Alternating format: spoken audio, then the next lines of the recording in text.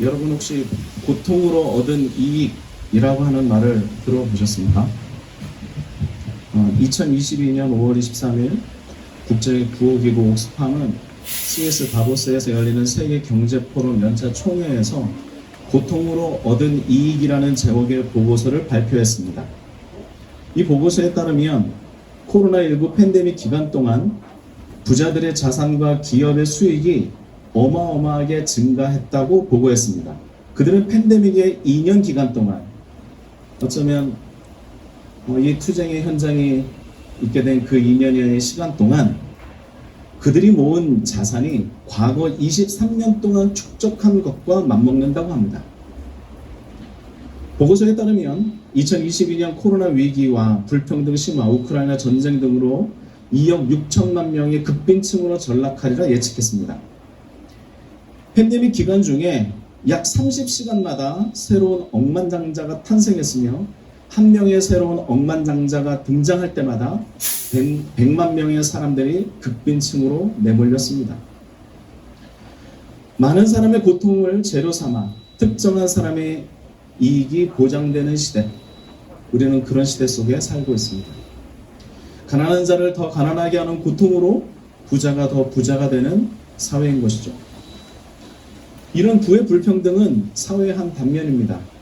소득의 불평등, 젠더의 불평등, 인종의 불평등, 건강의 불평등이 휘몰아치고 있습니다. 누군가의 고통을 방치하고 방조함으로써 누군가는 이익을 취하는 것이 당연한 것처럼 여겨지고 있는 것이죠. 거대 기업은 더 많은 부를 축적하기 위해 사회적 약자를 착취하고 정부는 기업의 이익을 보호하는 자세를 취하며 기업의 이익을 나누어 받은 사람들은 약자의 고통에 대해 침묵합니다. 좀 전에 보았던 그 사람들처럼 말이죠. 그래서 억울한 사람들은 더 억울해지고 일할 기회를 빼앗긴 사람들은 더 절망하며 일상을 잃은 사람들은 이제 생계까지 잃어 죽음을 부르는 불평등 속에서 절규하고 있습니다. 고통으로 얻은 이익을 이야기하니까 어쩔 수 없었다는 말이 돌아왔습니다. 코로나19 팬데믹으로 인한 경제 위기에 대해서 모르지 않지요. 특히나 항공, 여행, 공항 산업이 매우 힘들어졌다는 사실도 우리는 알고 있습니다. 이전까지 상승세를 보이던 산업이 한순간에 내일을 예측하지 못하는 어려움에 봉착한 것이죠. 이렇게 위기에 직면한 기업들이 그런 충격을 최소화하기 위해 꺼내든 카드는 무엇인가? 가장 약한 지형에 있는 노동자를 해고함으로써 당장 위기를 모면하려는 것입니다. 그래서 구조조정이든 해고든 어쩔 수 없었다고 이야기합니다.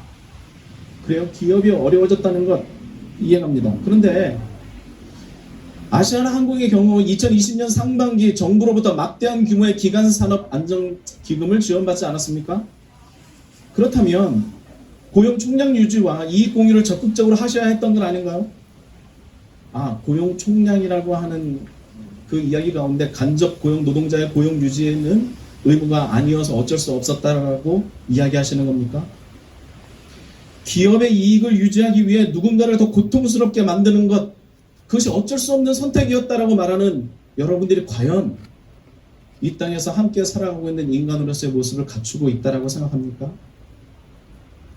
하청이 하청으로 이어지는 구조 속에서 나는 책임이 없었다고요? 생명 있는 사람을 대하는 티끌만큼의 양심이 있다면 어떻게 그럴 수 있습니까? 지금 이 순간 누가 가장 힘든 가운데 있는 것입니까? 당신이 빌딩 고층에서 시시덕거리는 편안함이 이 거리에서 피를 토하는 심정으로 모인 우리들의 고통이라는 것, 그것을 왜 그들은 모르고 있는 것일까요? 오늘 본문은 성도로서 나아가 사회를 이루고 공동체를 이루는 한 인간이 가져야 할 두 가지 삶의 자세에 대해서 이야기합니다. 어쩌면 두 가지 책임에 대해 이야기하는 것이죠. 인간이라고 한다면, 성도라고 한다면 이런 책임이 너희들 가운데 있다. 바울 선생님은 그렇게 말해주고 있습니다. 하나는 함께하는 이들에 대한 상호간의 책임입니다. 바울 선생님은 말합니다. 성도들이 쓸 것을 공급해 주어라.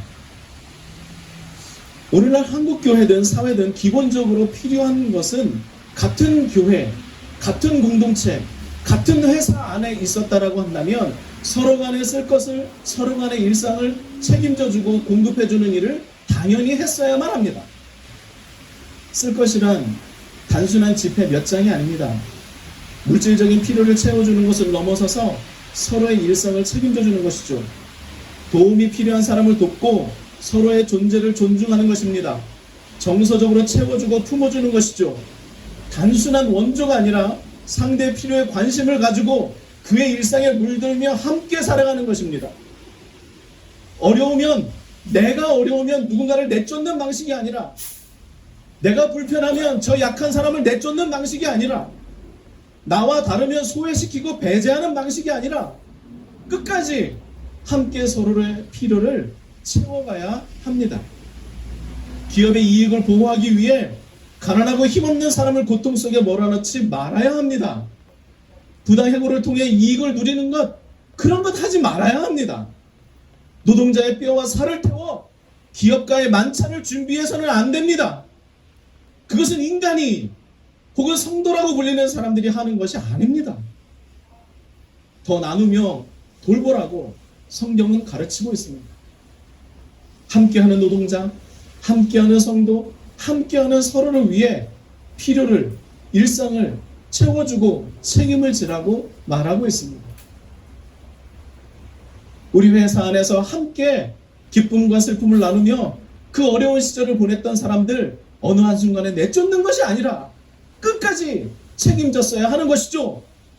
그리고 정부도 마찬가지입니다. 끝까지 이 땅의 국민들을 책임지고 그들의 일상에 책임지는 모습이었어야죠. 그리고 함께하는 많은 사람들도 마찬가지입니다. 비정규직의 가장 약한 고리가 떨어져 나갈 때 다른 모든 사람들은 무엇을 하고 있었습니까? 나만 살기 위해, 기업만 살기 위해 제일 힘없는 사람을 내치는 것, 그것은 옳지 않습니다. 오늘 말씀의 두 번째는 낯선 이들에 대한 책임을 다해야 한다라고 이야기합니다. 다른 말로 하면 낯선 이들에 대해 친절을 베풀라라고 하는 것이죠. 오늘 예배는 낯선 이들에 대하여 친절을 베풀지 않는 사람들을 보면서 시작했습니다. 한국 사회나 한국 교회는 낯선 이들에 대해서 언제나 사납죠. 그래서 낯선 이들을 쫓아내기 바쁩니다. 넉넉한 사람들, 비슷한 사회적 지위의 사람들이 모여 친교하는 사회, 그렇게 서로 함께 모여있는 교회가 되었습니다. 사회나 기업이나 국가나 교회나 다르지 않습니다. 정규직과 비정규직의 구별뿐만 아니라 성별과 나이 등으로 나누어져 서로를 밀어내기 바쁜 사회와 교회의 모습을 볼 때마다 마음은 너무 아픕니다. 비정규직 기간제 노동자에 대한 불편한 시선, 정상가족이라는 고집스러운 주장으로 인해 나타나는 불편한 시선들, 다문화 가정과 결손 가정, 조손 가정 등에 보이는 불편한 시선들, 이 모든 것에 대해서 우리는 통렬한 반성이 있어야 하며 이 모든 것을 극복하기 위해 함께 노력하고 존재가 존중받는 사회로 나아가야 할 것입니다. 여러분, 이런 말 들어보셨습니까? 공부 안 하면 더울 때 더운 데서 일하고 추울 때는 추운 데서 일한다. 이 이야기가 방송에서 들려질 때 많은 사람들이 웃었습니다. 물론 그 말씀을 하신 분도 농담으로 한 것이고 들릴 때도 농담으로 들었겠죠. 그러나 이 말을 들으면서 우리 사회가 보이는 잘못된 관념의 씁쓸한 마음과 답답한 마음을 떨쳐낼 수 없었습니다.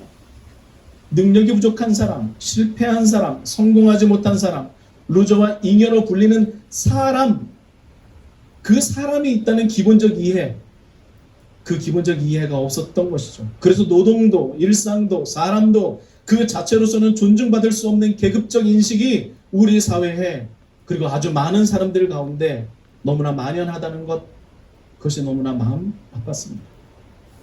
그리고 이런 이야기가 젊은이들과 청소년들에게 여과 없이 들려지고 있다는 그 점도 안타깝기 그지 없습니다.